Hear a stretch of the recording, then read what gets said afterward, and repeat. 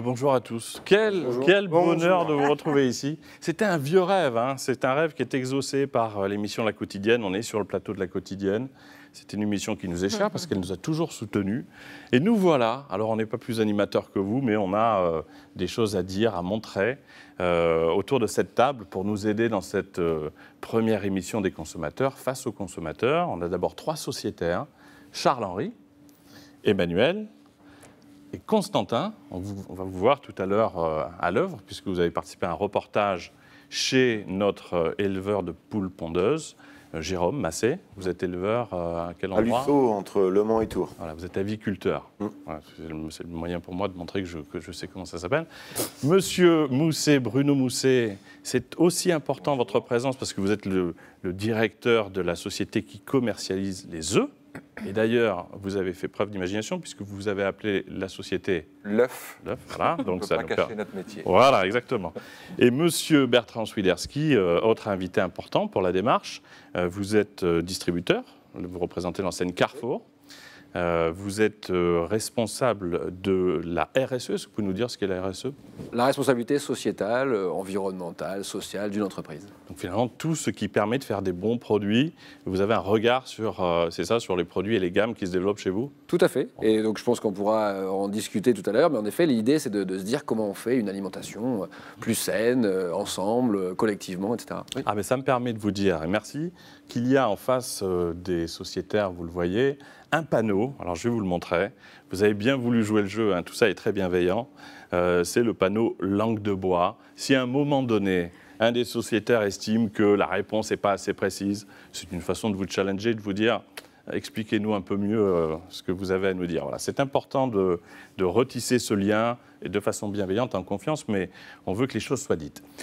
Première partie de ce programme des consommateurs, les œufs, que nous sommes allés d'abord créer sur Internet. Hein. Vous avez un questionnaire interactif qui a permis de créer 8 points clés de la rémunération du producteur, de Jérôme, à des points liés à la qualité. Mais comme on a très envie, nous, consommateurs, de vérifier que chaque point est une réalité, on est allé directement voir chez Jérôme si la réalité du cahier des charges était bien respectée. Mais avant ça, Nathalie, est-ce que tu peux nous rappeler ce qui a été choisi par, je crois, combien 8000 consommateurs Oui, en fait, suite au vote qu'on a mis à disposition sur Internet, le questionnaire, on a eu plus de 8500 participants, donc c'est quand même un assez fort engouement, on va dire. Là, en plus, ça a pris très rapidement. Et donc, du coup, il est sorti un cahier des charges, c'est quand même très qualitatif pour les œufs. Au niveau de la rémunération des éleveurs, ce qui a été choisi, c'est la rémunération maximale qu'on avait proposé. Il y avait 4 choix, c'est ça? Oui, il y a la rémunération effectivement au cours mondial, la rémunération qui permet de ne pas perdre d'argent, celle qui permet de se sortir un salaire, on va dire, et puis après celle qui permet de sortir un salaire amélioré pour pouvoir après... Donc c'est le plus haut critère qui a été retenu. Bon, ça, on en parlera tout à l'heure. Donc ça fait 8,26 € les 100 œufs. Donc on verra tout à l'heure, Jérôme, si c'est bien vrai. Ensuite, sur l'origine des œufs, donc là, ce qui a été choisi, c'est carrément une origine locale, moins de 150 km autour du site de conditionnement. Il y avait une question sur le bien-être animal aussi, et donc là aussi, ce qui a été choisi, c'est le maximum, puisque on est allé au-delà de la poule élevée en plein air, on est allé sur de la poule élevée en plein air, faible densité, donc avec plus d'espace encore à l'intérieur et à l'extérieur. Au niveau de l'alimentation, c'est pareil, tout a été vraiment, je crois qu'on était au maximum de toutes les réponses en fait. Ouais. Tout a été voté au si maximum, 65% de céréales, des céréales françaises, évidemment sans OGM comme tous les produits C'est qui le patron, et enrichis en graines de lin pour favoriser les oméga 3 qui sont le bon gras, on va dire, du gras. Voilà. Ça s'appelle comme ça, le gras pas du gras. Et puis, médecins à l'appel il y avait une question aussi sur la coloration du jaune, où là, moi, personnellement, j'ai appris quelque chose quand j'ai fait ce Ça, c'est questionnaire. étonnant, ça. Hein. Parce qu'en fait, le jaune saviez, est Bertrand coloré. Normalement, il n'est pas jaune. Donc c'est le dernier point, c'est ça, hein, qui a. Oui, voilà. Après, il y été avait une choisi. question sur l'emballage, où c'était une boîte cellulose, donc 100% recyclable. Ouais, on les a ici, Elles sont là. les boîtes, et vous en direz un mot, puisqu'on parlera aussi des emballages tout à l'heure. Question importante avec Bertrand Swiderski de l'enseigne Carrefour. OK. Les critères ont été choisis, Ouais. mais évidemment, Il a fallu aller les vérifier. aller les vérifier. Et donc, tu peux nous Et c'est présenter pour ça le- que, effectivement, donc on est parti. Donc ça fait partie d'une démarche qu'on fait déjà avec les sociétaires, on va dire, dans l'activité de C'est qui le patron. On va avec des sociétaires sur le terrain, visiter des sites de production, aller à la rencontre des producteurs. Donc là, on a eu la chance d'être suivis par un journaliste de la quotidienne. Clémence Rabot. Voilà, qui nous a ensuite préparé le reportage qu'on va pouvoir voir, qu'on va tous découvrir en direct. Et donc voilà, vous étiez tous là, présents. Et on était donc chez Jérôme. Voilà, Nathalie a servi de guide chez Jérôme. On regarde tout de suite ce reportage où vous êtes allé vérifier si tous les points du cahier des charges étaient une réalité. Voilà, c'est une première, on le regarde tous ensemble. Cette équipe de choc n'est pas venue là pour plaisanter. Nos 7 consommateurs, accompagnés par Nathalie, vont tout passer au crible. Aucune question n'est taboue, les règles du jeu sont claires. Bonjour. Merci de nous accueillir. Bonjour. Vous êtes ici à Lussot, entre Le Mans et Tours. Il y a 12 000 poules à l'intérieur du poulailler, pour 1800 mètres carrés. Elles ont 6 hectares de parc. On a démarré les œufs C'est qui le patron au mois d'avril, début avril. Et pour l'instant, ça démarre plutôt bien. L'un des premiers éléments du cahier des charges, c'est quand même donc, que les poules soient élevées en plein air. A priori, pour l'instant, on est bon. Maintenant, il y a quand même aussi écrit donc, avec une faible densité. Donc, est-ce que tu peux nous expliquer justement ce que ça veut dire, la faible densité? Il faut normalement 4 mètres carrés par poule en poule plein air. Et il y en a 6 hectares de parquet. Okay. Ça fait 5 mètres carrés par poule. Voilà. Ah, merci. Alors voilà, c'est pour ça qu'il nous faut toujours un ingénieur dans un groupe. Mais avant d'être ingénieur, Ludovic est surtout un consommateur. Et tout comme ses compères, il a un œil sur tout. Vous avez dit qu'il y avait 12 000 poules, mais dehors, on a l'impression qu'il y en a beaucoup moins de 12 000. À l'intérieur du poulailler, elles ont pratiquement tout ce qu'il leur faut. Au niveau nourriture, au niveau bien-être, il y en a certaines qui ne voient pas l'intérêt de sortir, quoi. C'est comme pour nous, quand vous avez la petite bouteille d'apéro chez vous avec la petite entrecôte, vous n'allez pas sortir dehors. C'est à peu près ça, quoi.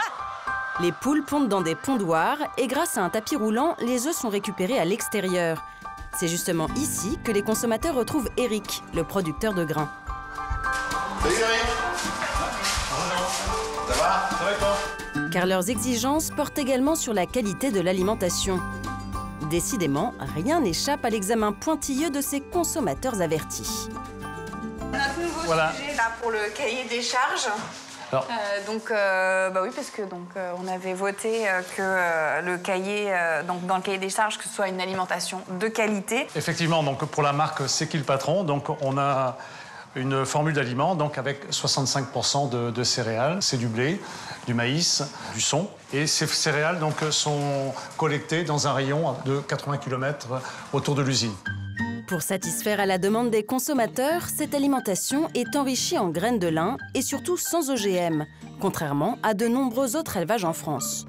Mais alors, comment on peut savoir ça, réellement? Alors, c'est ça qui nous intéresse. pour être sûr, donc, on va retrouver sur le bon de livraison que Jérôme reçoit donc, à chaque livraison donc, de ses aliments. Et ici, c'est bien noté donc, que l'aliment est inférieur donc, à 0,9%. C'est ce qui est la norme donc, pour le sans OGM. Autre exigence des consommateurs, que des colorants naturels et non de synthèse soient ajoutés à l'alimentation des poules pour obtenir un beau jaune d'œuf.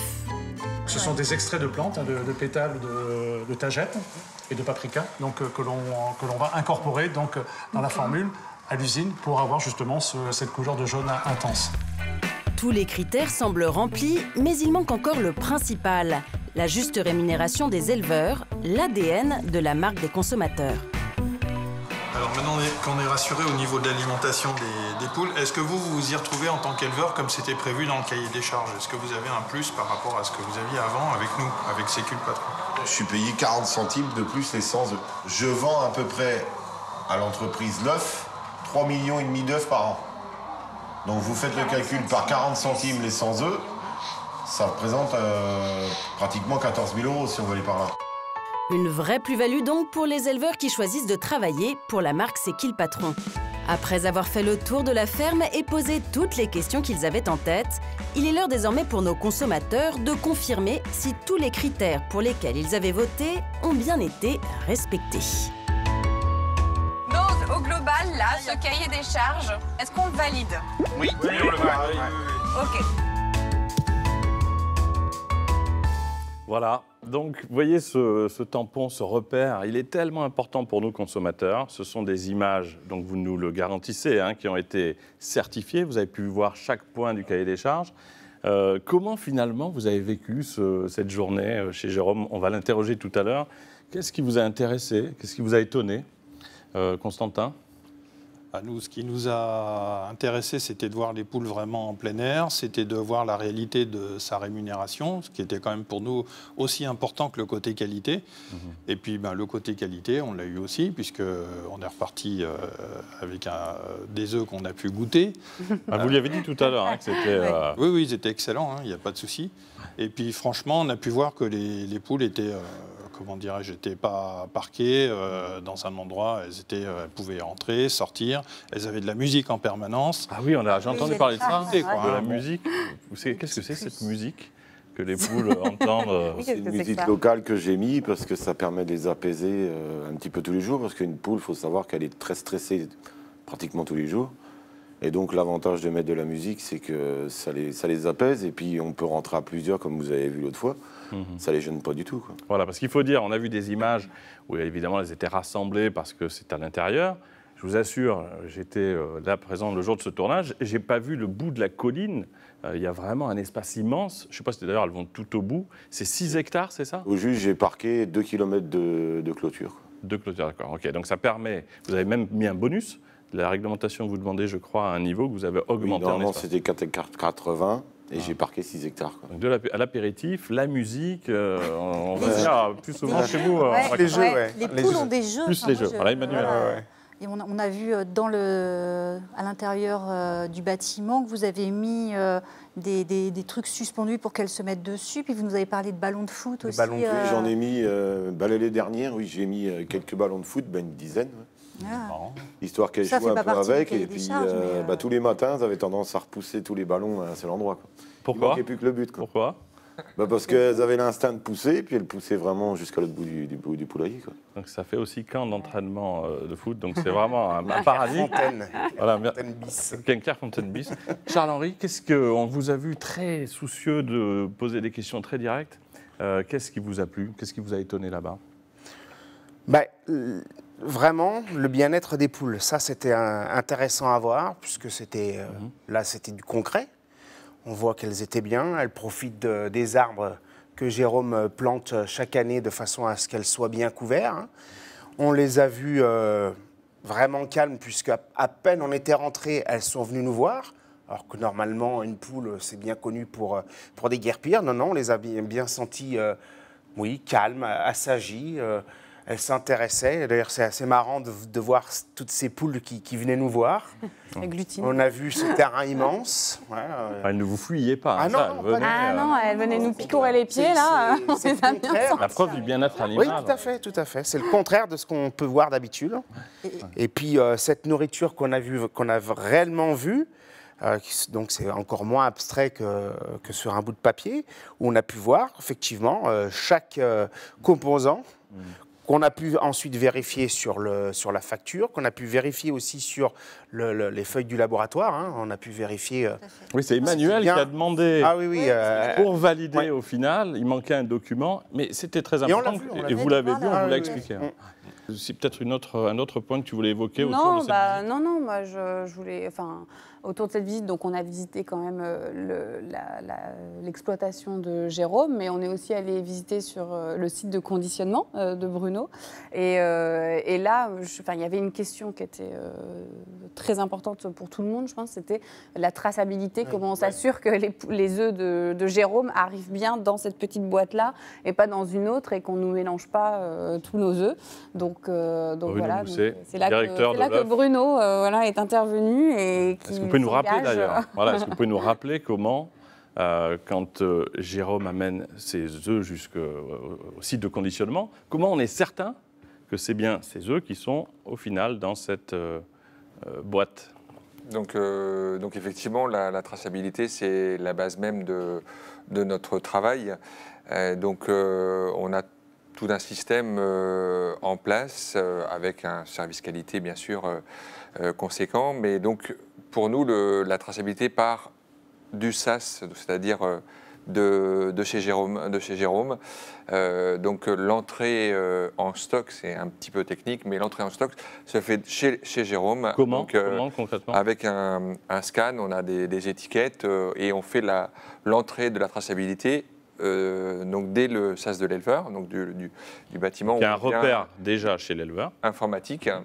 Et donc après, quand on arrive chez nous au centre d'emballage, avant de reconditionner les œufs, de les trier, puisqu'on a des machines qui écartent les œufs qu'on ne veut pas arriver qu'on ne veut pas voir dans les boîtes parce que microfêlés, parce que une tache de fiente, ça peut arriver. Donc on a quelques machines qui écartent tout ça. Et puis donc on a ce repère de traçabilité avec un flashcode qui nous permet de bien sécuriser tout le process. Et puis on a donc un numéro qu'on inscrit sur l'œuf, mais aussi sur la boîte. Donc là, par exemple, sur la boîte que vous montrez à l'écran, 1FR NPA. Alors qu'est-ce que ça veut dire? Donnez-nous une explication. Donc, le 1, c'est le code qui est lié au plein air. FR, c'est France. Et NPA 02, c'est un code qui est officiel. Interne, non, qui n'est pas interne, qui est officiel et reconnu par l'administration. Et qui est unique chez Jérôme. Donc, voilà. Ici, donc, on est d'accord que c'est le 1 FR qui m'identifie. Voilà. C'est une vraie garantie pour tout le monde. Justement, Charles-Henri, ce qu'il vient d'expliquer, nous, on l'a vu. On l'a vu de A jusqu'à Z. Et on a été assez pénible avec lui et surtout avec la personne qui nous a fait visiter. Camille. Parce qu'on voulait être sûr que les œufs, ils nous ont emmenés. On a vu. Voilà, ça, c'est les palettes de Jérôme. On a vu la palette se déplacer, arriver, le flash code, c'est ça. Voilà, tout à fait. Les machines sortir. On a vu tout ce qui était tri.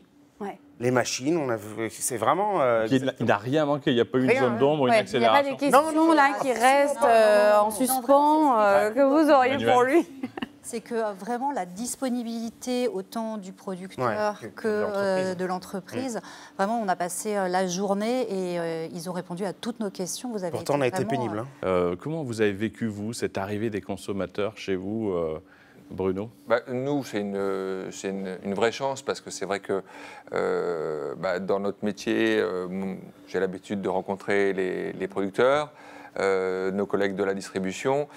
C'est vrai que les consommateurs, c'est finalement pas souvent. Et là, c'était une vraie occasion pour nous d'échanger et une fierté aussi de montrer le plaisir de notre métier et ce qu'on aime faire tous les jours. Donc, c'était un vrai échange et c'était plein de richesses. Jérôme, un mot sur cette visite des consommateurs? Là, ce qui est impressionnant, c'est que c'est la première marque, c'est qui le patron, que c'est le consommateur qui a décidé qu'est-ce qu'il voulait comme mode d'élevage. C'est-à-dire qu'on est presque consommateur devient éleveur, si on va aller par là. C'est ça qui est magnifique. À un moment, c'est ce que vous nous avez dit là, que c'était pas une lubie d'un fabricant, mais que c'était bien ce que le consommateur voulait, et ça, oui, c'est ce que j'ai expliqué l'autre fois, c'est que vous avez différentes marques qui se sont créées, mais ils créent leur marque, et s'ils voient qu'au bout de 2-3 mois, ça ne marche pas, ils les enlèvent. Alors que là, c'est le consommateur qui a créé sa propre marque. Donc nous, derrière, en tant qu'éleveurs, nous, on est sûr derrière que ça va être vendu. Voilà, il a un mot, parce qu'évidemment, dans le dispositif, il y a le besoin d'un distributeur. C'est Carrefour qui distribue aujourd'hui ses œufs On a des informations aussi assez incroyables sur les ventes. On a eu les chiffres par Bruno, on les a vus, hein, on a consulté aussi ça. On veut savoir ce qui se passe quand on fait des choix. Est-ce que les œufs se vendent ou pas? Ces œufs se vendent 2 fois plus, les fameuses ventes moyennes hebdomadaires, que des grandes marques qui sont présentes depuis quelques années. Donc immédiatement, les différents consommateurs qui ont créé les œufs les ont achetés. Imaginez le challenge. Imaginez qu'il faut réussir à remplir toutes les plateformes et tous les magasins pour que ce produit soit dispo. Donc ça, c'est le premier défi. Et quand vous me posez la question de comment le succès, c'est parce que en fait, en jouant le jeu complètement, toutes nos plateformes ont poussé les produits dans tous les magasins et ça a créé le fait qu'on pouvait trouver le produit. Voilà. Vous avez rendu accessible un cahier des charges créé par des consommateurs. Il nous faut aussi la présence, et merci Bruno, on a un éleveur de poules, c'est important, parce que c'est le métier et qu'on veut protéger les producteurs et les éleveurs pour qu'ils fassent leur métier en étant bien rémunérés. Mais on a besoin de savoir qui est derrière les marques. Donc c'est bien que vous soyez venus, on a le visage de quelqu'un. On vous a demandé en coulisses si vous étiez d'accord pour jurer solennellement de vraiment rester cet acteur garant de tout ça.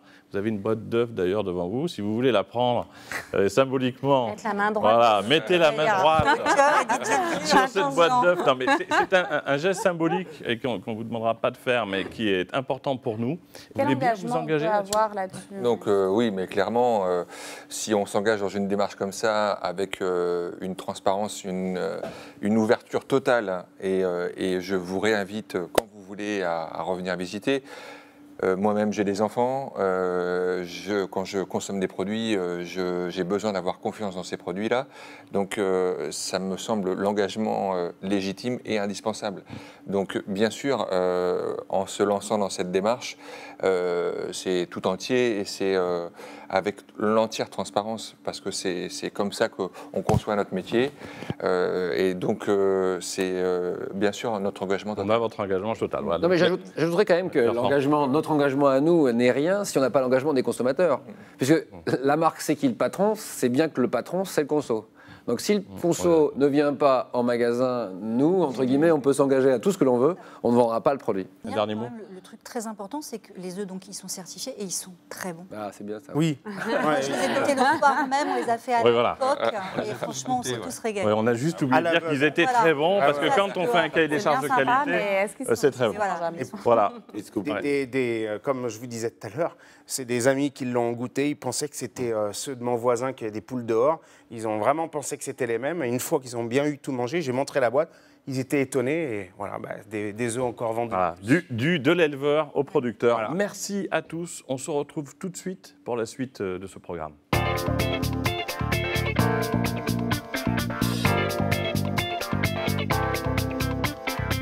La suite avec Bertrand Swiderski, les sociétaires, les consommateurs en face de vous, un éleveur et un fabricant. On avait très envie de vous avoir, parce que c'est pas facile d'avoir des gens de la distribution qui sont aussi ouverts, puisqu'il n'y a aucune des questions qui va vous être posée qui vous a été communiquée, on veut le rappeler. Je confirme. Voilà. Et puis on va parler aujourd'hui donc des emballages. C'est un sujet qui nous tient à cœur, je sais que les distributeurs aussi s'emploient beaucoup. Nathalie, est-ce que déjà tu peux nous parler des emballages et de la problématique des emballages dans la grande distribution? J'ai une petite anti-sèche qui me permet de dire qu'en France, il y a 360 kilos de déchets par habitant qui sont mis à la poubelle et seulement 20% sont recyclés. Du coup, ça fait quand même une somme colossale d'emballage. Et pour ça, malheureusement, en fait, la grande distribution, désolé, mais vous êtes quand même de forts contributeurs sur tous les emballages, quoi. Donc, comment on fait pour réduire tout ça? Comment on fait pour réduire les emballages? Déjà, on fait tout pour que les emballages soient recyclables. Ouais. Parce que là, vous parlez d'emballage manière globale, on fait tout pour que ce soit recyclable. Oui, mais recyclable n'est pas forcément recyclé. Donc voilà, vous voyez, là vous avez des produits de la marque C'est qui le patron, hein, donc vous avez des produits qui sont recyclables, d'autres qui sont quand même recyclables de manière un peu plus complexe. Donc à l'intérieur, on a de l'aluminium, on a du carton, donc il y a des process derrière. Là, on a un produit que tout le monde connaît, qui est un produit type yaourt. Alors ça, c'est pas du plastique derrière, c'est du polystyrène. Donc ça, c'est pas recyclable. Les yaourts sont pas recyclables, etc. Donc il y a un gros travail à faire entre les distributeurs, les fabricants, les pouvoirs publics, ceux qui mettent en place les containers, etc., pour que tout ce monde-là se parle et qu'on arrive à trouver dans le commerce des produits qui sont recyclables. Mais quel pouvoir vous avez? Quel pouvoir on a de... Concrètement, comment on fait pour les rendre recyclables, ces emballages? Pour les rendre recyclables, il faut déjà, en amont. Par exemple, vous sortez un produit comme ça, donc là, c'est la marque C'est qui le patron, vous sortez un produit comme ça. Est-ce que la matière qui est utilisée ici, quelqu'un en France sait le recycler? Est-ce qu'on se pose cette question? Ah, ce serait bien d'ailleurs. Est-ce qu'on a la réponse? Est-ce qu'on se pose cette question? Moi, je trouve, franchement, je trouve qu'on devrait tous, quand on met un produit sur le marché, on devrait tous se poser la question, est-ce qu'il existe quelqu'un en aval, donc à la fin de la filière, qui sait le recycler? Moi, je vous confirme que sur le pot de yaourt, aujourd'hui, on ne sait pas. Donc il n'y a pas d'acteur français? Vous n'avez pas de solution Carrefour sur votre marque pour les pots de yaourt, c'est pas recyclé? Globalement, en fait, là, je ne parle pas que Carrefour, Oui, globalement, l'ensemble des marques, etc., en effet, il y a certains emballages sur lesquels on n'a pas encore de solution. Il y a des plastiques comme ça, on n'a pas encore de solution. Qu'est-ce qui se passe pour ce pot de compost? Ce pot de yaourt, lui, il va aller dans les filières de valorisation des collectivités. Donc généralement, on vous demandera de le mettre dans la poubelle, qui est la poubelle de nos produits non recyclables. Et d'ailleurs, nous, chez Carrefour, vous n'avez pas de produit ici Carrefour, mais on a un petit logo qui est affiché sur les produits, qui indique les produits qui sont à mettre dans la poubelle de recyclables. Vous l'avez là-dessus? On l'a ici. On a un logo qui a été mis en place pour aider les consommateurs à faire le bon choix. Donc là, vous voyez, bon, là, on est sur un produit entièrement recyclable, là, c'est facile. Mais c'est vrai que quelquefois, on peut avoir des produits qui ne sont pas entièrement recyclables, et il faut les mettre dans un autre container. Et après, la collectivité s'organise. Et là, vous avez évoqué, ça peut être la valorisation en énergie. C'est ce que font la plupart des villes maintenant, en valorisation en énergie. Est-ce que vous avez des questions d'ailleurs, puisque c'est le principe, en fait, Charles-Henri? Nous, sur les œufs, on voulait absolument que parmi ce qu'on avait voté, ça soit recyclable.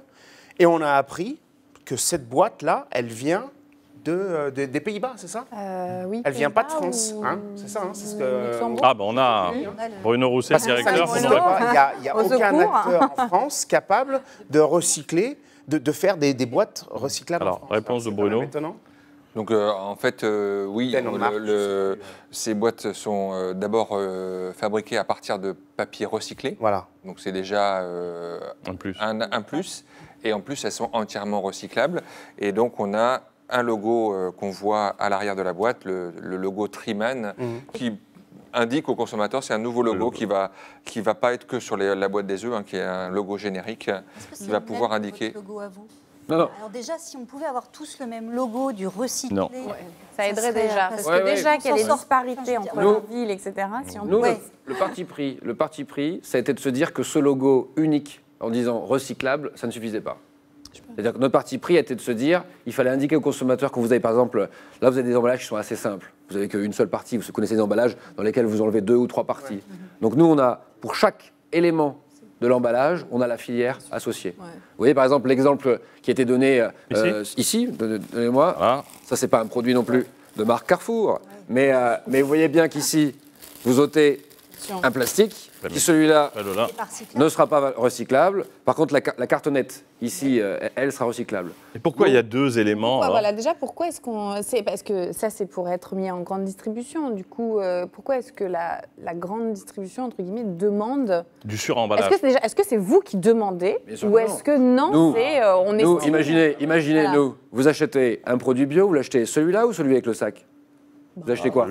Celui sans le... Donc vous pensez que la grande distribution, donc nous par exemple, on va se dire, tiens, on va faire un produit qui va moins se vendre.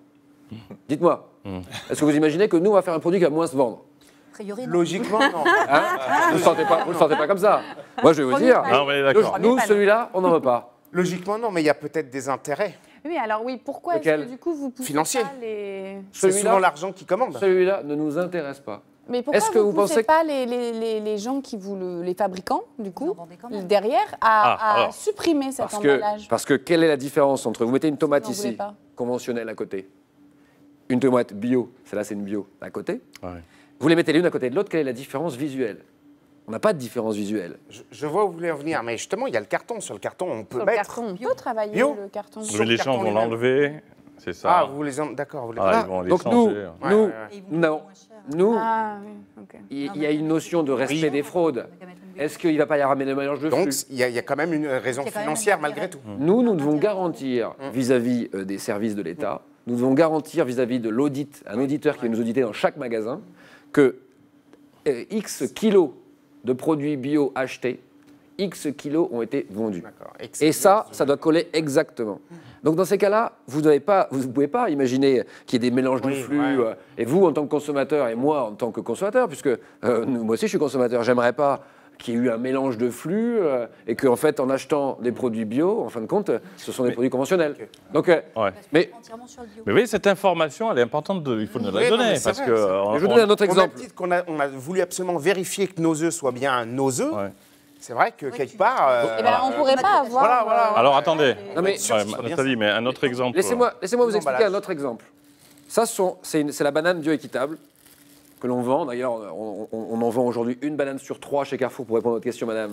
Une banane sur 3 chez Carrefour étant bioéquitable. Et j'espère qu'un jour, ce sera 50%, donc une banane sur 2, et voire la majorité des bananes. C'est cette notion de transformation des marchés. En fait, pour lancer un projet comme ça, on avait notre banane bioéquitable qui était un peu sur un îlot à part à un moment. Et là, on en vendait, on va dire, 1000 tonnes par an. Ça restait confidentiel. Dès qu'on a pris cette banane et qu'on l'a mise à côté de la banane conventionnelle, nous, les consommateurs, et vous, les consommateurs, vous avez vu la différence. Vous aviez sur le menu, sur votre fiche de course, vous aviez écrit banane. Vous arrivez chez Carrefour, vous voyez banane, banane bioéquitable, banane conventionnelle. Eh bien, tiens, si j'achetais une banane bioéquitable. Et ce geste-là, c'est une personne sur 3. Donc ça, maintenant, on en vend 20 000 tonnes. Donc quand on en vend 20 000 tonnes, on commence à se poser d'autres questions. Et notre rêve absolu, c'est de supprimer ce sac. Voilà, c'est le nôtre. Parce que ce sac, il pourrait être en carton, il pourrait être en papier.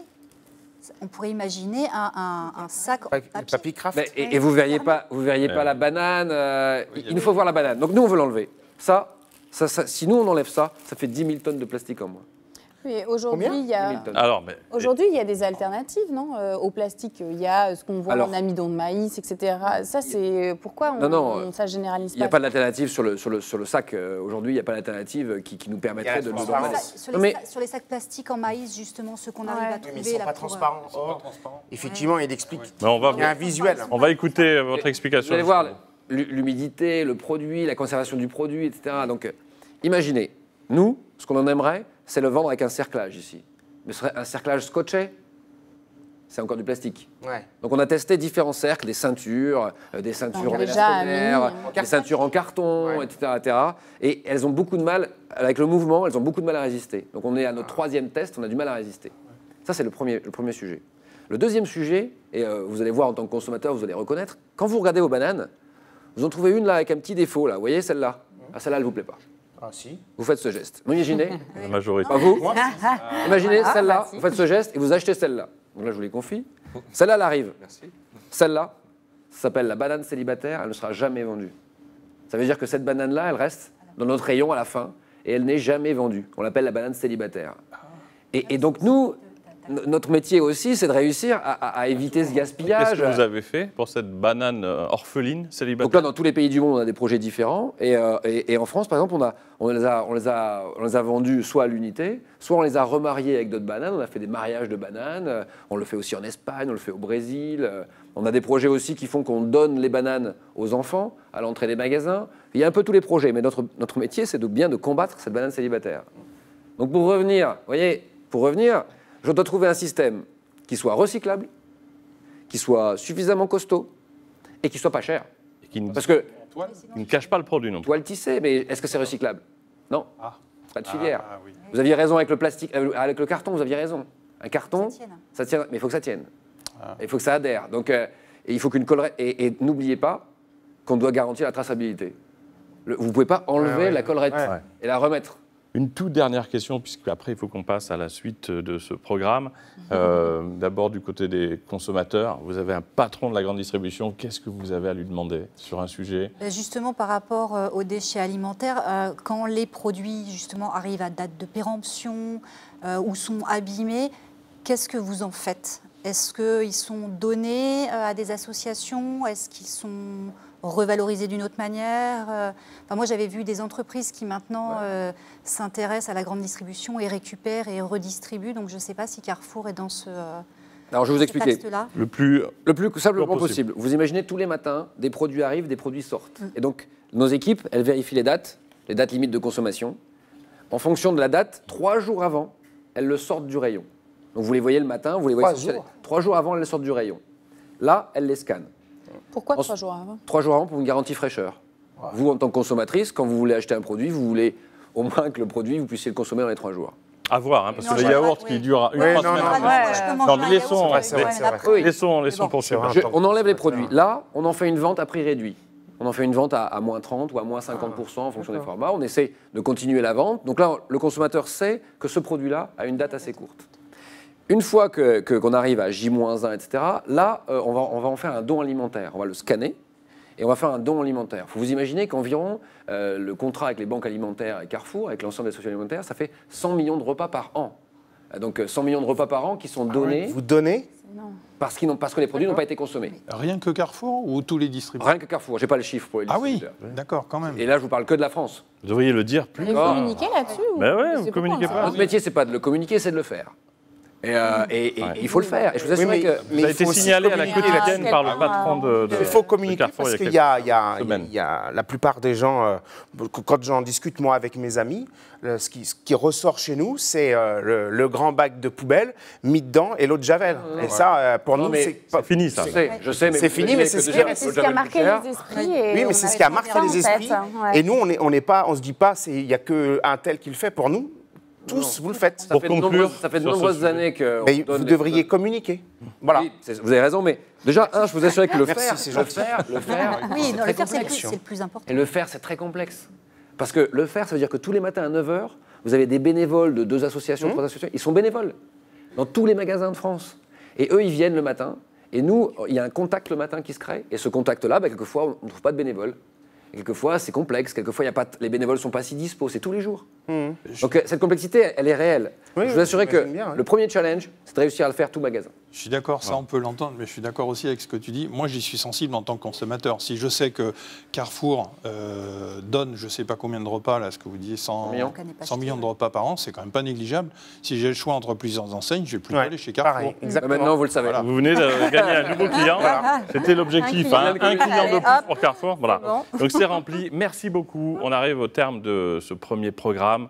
Des remerciements, encore une fois, renouvelés à la quotidienne. On nous a fait une place, à nous les consommateurs, vous avez un espace d'expression, on a des dirigeants, et merci de venir, comme vous le faites, vous engager. Un éleveur qui nous a parlé de son métier, donc qui fait les œufs, c'est qui le patron, et puis un distributeur. Merci de votre franchise. Vous reviendrez, vous répondrez à d'autres questions? Oui, avec grand plaisir, bien sûr. On renouvellera ce... On arrive à communiquer. Voilà, absolument. On renouvellera ce rendez-vous. Vous avez vu apparaître aujourd'hui, c'était le petit événement qu'on voulait faire partager au plus grand nombre, ce petit logo. Je ne sais pas si on peut le revoir. Image certifiée par les consommateurs eux-mêmes. Voilà, c'est une nouvelle ère pour la consommation. Les consommateurs créent leurs produits, sont capables d'aller vérifier et dire aux autres consommateurs, j'y suis allé, je suis consommateur, crois-moi, le cahier des charges est respecté. C'est une grande avancée. Merci à la quotidienne et à bientôt pour essayer de reconstituer un débat avec Nathalie de C'est qui le patron et d'autres invités autour de cette table. Merci à tous. Merci. Merci.